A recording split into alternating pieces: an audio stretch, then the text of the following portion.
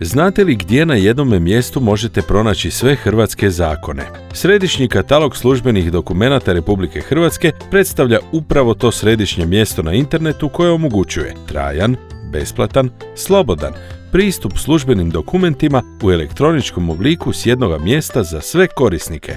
Dokumenti tijela javne vlasti predstavljaju vlasništvo građana i putem središnjeg kataloga građanima se omogućuje ostvarivanje prava na pristup informacijama te viša razina otvorenosti i dostupnosti službenih dokumenata i informacija Republike Hrvatske.